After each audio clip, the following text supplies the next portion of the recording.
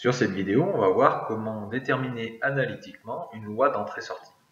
La loi d'entrée-sortie d'un mécanisme, c'est par exemple ici la relation entre les angles donnés au moteur et la position de la pince.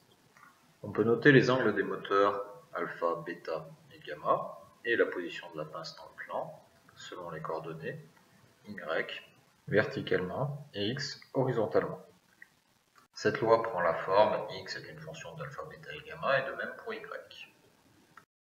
Pour débuter, nous allons commencer avec ce système simplifié suivant. Deux bras articulés l'un avec l'autre. On débute par paramétrer le problème. On lit un repère au bâti, x, y, et localise les centres des articulations. On positionne le point C, pour lequel on veut connaître les coordonnées x et y. Ensuite, sur chaque pièce, on va lier un axe qui appartient à la pièce, x1 pour la pièce 1, x2 pour la pièce 2. On localise les angles des moteurs, ainsi que les longueurs des barres qui ne varient pas. Les axes x1 et x2 sont liés aux pièces 1 et 2. Ils bougent donc en même temps que les pièces. Voici le problème paramétré un petit peu plus proprement. Le vecteur AC est égal à x sur l'axe x et y sur l'axe y.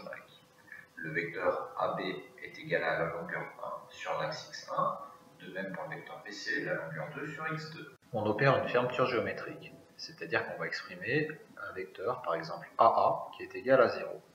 À l'aide de la relation de Chasles, on décompose ce vecteur en vecteurs connus.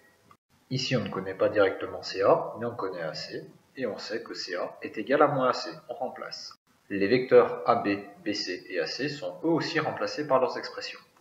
Comme les équations ne sont pas exprimées dans le même repère, on va essayer de les projeter dans le repère x et y. Pour effectuer cela, on va faire un schéma où l'on représente les différents repères orientés les uns par rapport aux autres en fonction des angles de rotation qui sont présents dans le système. On essaye donc de projeter le vecteur x1 sur le repère x et y. La longueur de x1 projetée sur l'axe des x est égale à cos alpha, et sa longueur sur l'axe des y, sinus alpha.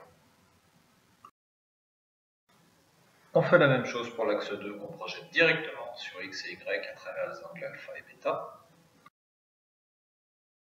De la fermeture géométrique, on avait l'équation vectorielle dans laquelle on va pouvoir remplacer l'expression de x1 projetée selon x et y, comme on a déterminé précédemment, et la même chose pour l'expression de x2 qu'on vient juste de projeter. Cela fait la grande équation vectorielle suivante. Ce que l'on va faire, on va les décomposer en deux équations scalaires sur l'axe x et sur l'axe y. On prend chaque composante, un coup sur x et un coup sur y, et on les additionne. En manipulant un petit peu ces expressions, on peut exprimer les positions x et y en fonction des angles alpha et bêta et des longueurs des deux barres, L1 et L2. La loi d'entrée-sortie est donc déterminée.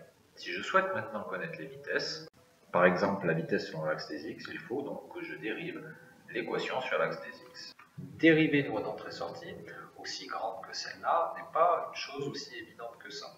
On verra plus tard, notamment à l'aide de la formule de Bourg, qu'il existe certaines astuces qui permettent d'aller un petit peu plus vite et de se simplifier la tâche. En tout cas, en synthèse, dans cette vidéo, on a vu comment paramétrer un problème et comment réaliser une fermeture géométrique qui nous aidait à déterminer une loi d'entrée-sortie.